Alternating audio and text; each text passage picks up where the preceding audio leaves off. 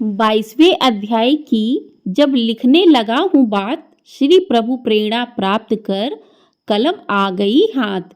जय श्री कृष्णा, राधे राधे दोस्तों।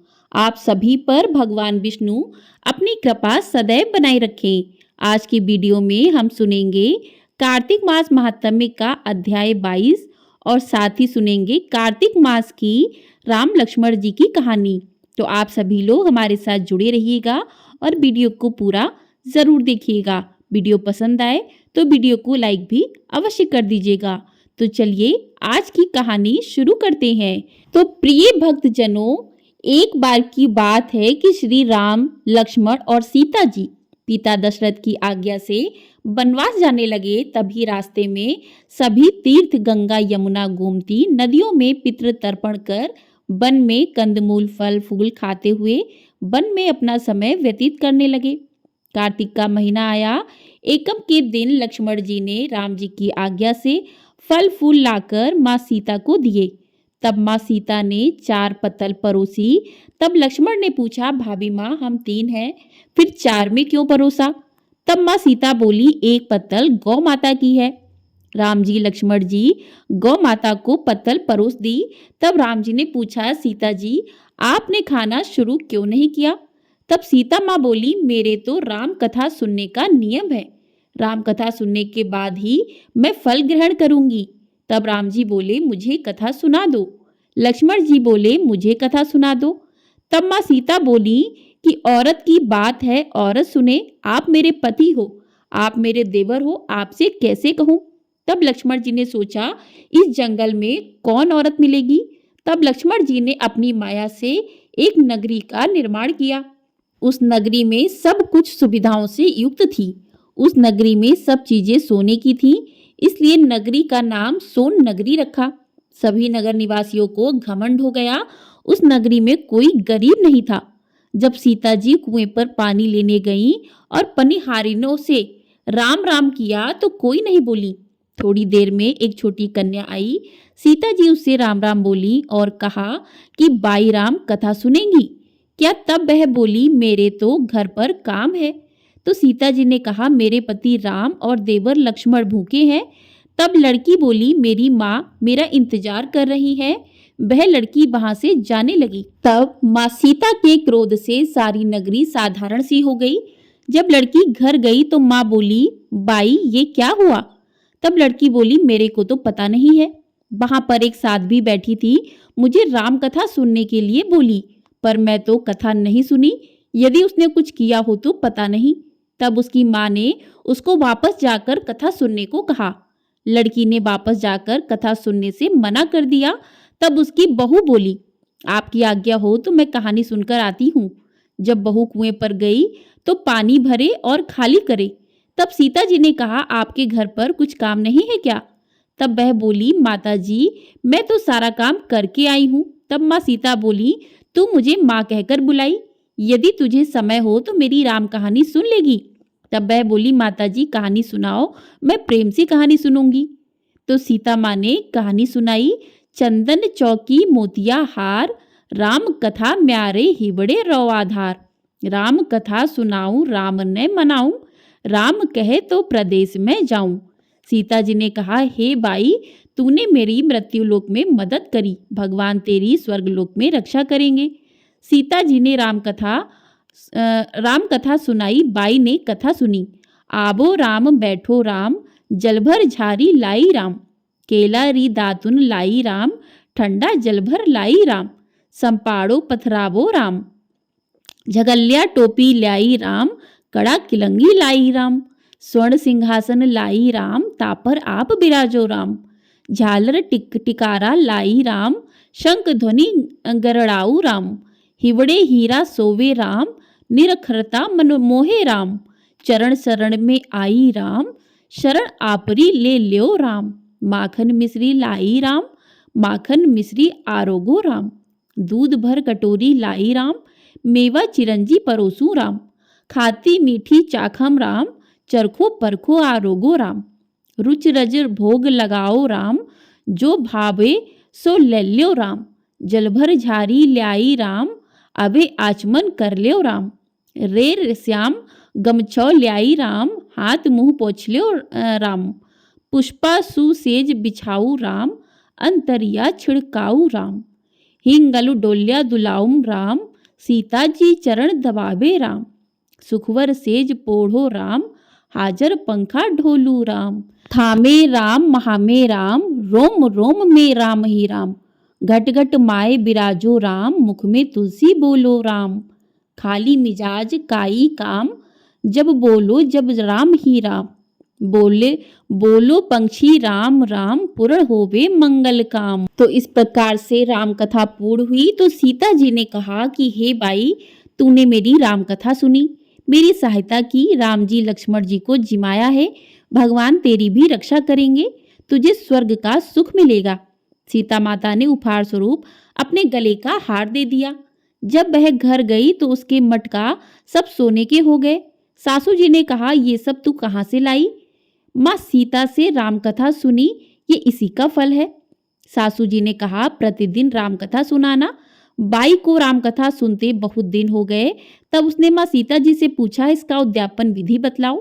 तब सीता माँ ने कहा, 7 लड्डू लाना, 1 नारियल लाना, उसके 7 भाग करना, 1 भाग मंदिर में चढ़ाना जिससे मंदिर बनवाने जितना फल होता है, 1 भाग सरोवर के किनारे गाड़ देना जिससे सरोवर खुदवाने जितना फल होता है, 1 भाग भगवत गीता पर चढ़ाना जिससे भगवत गीता पाठ करवाने जितना फल मिलेगा, 1 भाग तुलसी माता पर चढ़ाना जिससे तुलसी विवाह जितना फल होगा, 1 भाग कुंवारी कन्या को देना जिससे कन्या विवाह जितना फल मिलेगा, 1 भाग सूरज भगवान को चढ़ाना जिससे 33 करोड़ देवी देवता को भोग लगाने जितना फल प्राप्त होगा।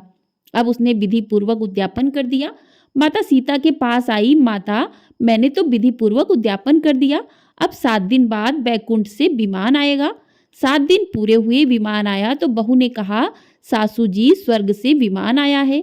तब सासू जी ने कहा, बहू तेरे ससुर जी को मेरे को भी ले चल, तेरे माता पिता को ले चल, सारे कुटुंब परिवार को ले चल, अड़ोसी पड़ोसी को ले चल।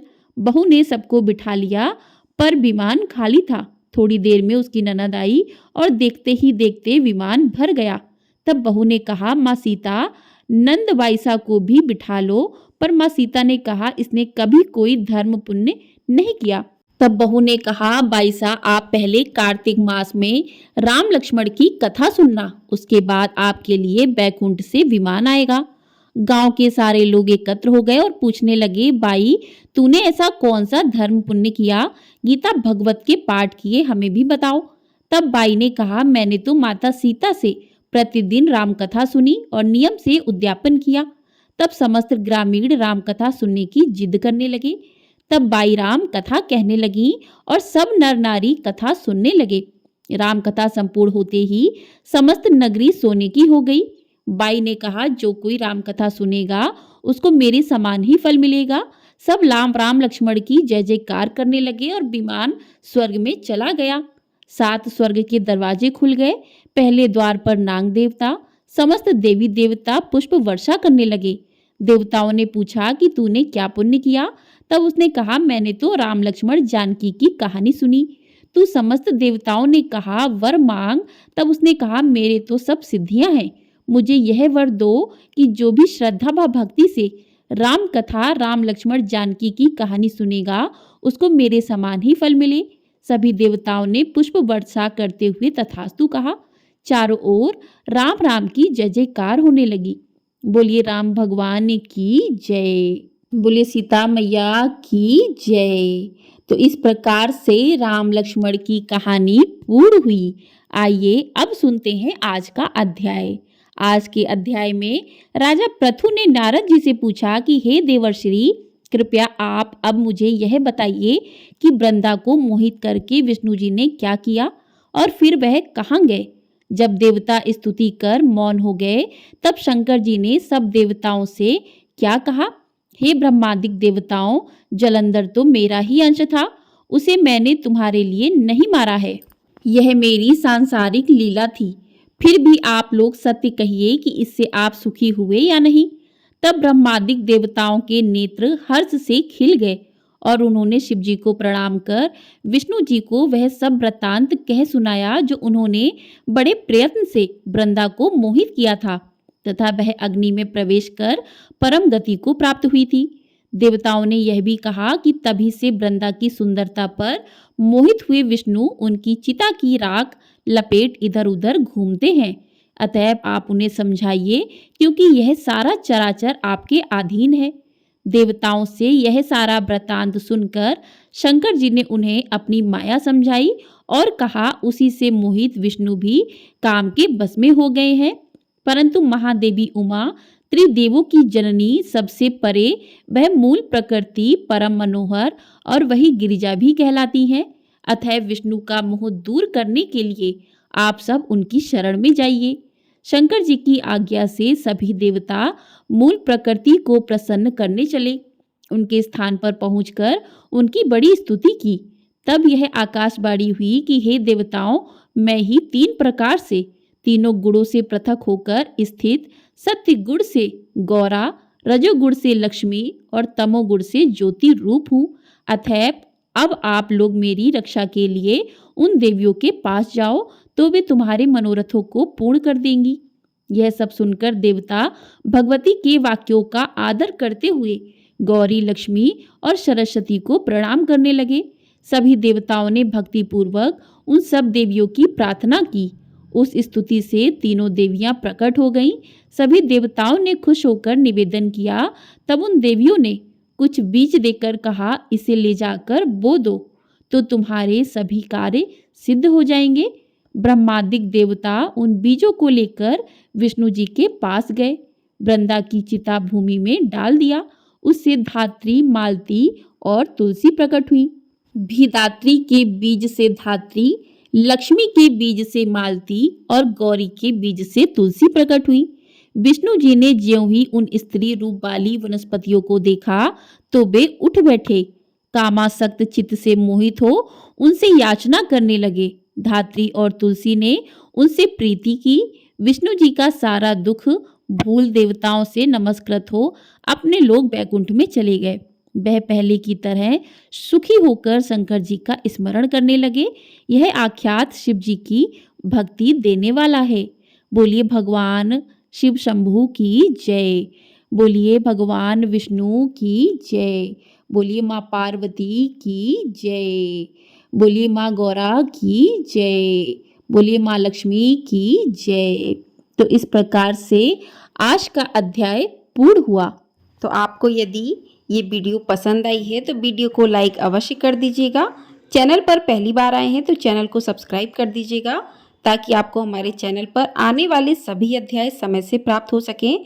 और आपको हमारे चैनल पर एकादशी की कथा, साथ ही कार्तिक स्नान की कथा भी सुनाई जाएंगी, तो आप लोग उसे भी अवश्य सुनिएगा। और आपको ये कथा पसंद आई है तो कमेंट बॉक्स में जय श्री कृष्णा राधे राधे अवश्य लिखिएगा। जय श्री राम, जय श्री हरि विष्णु।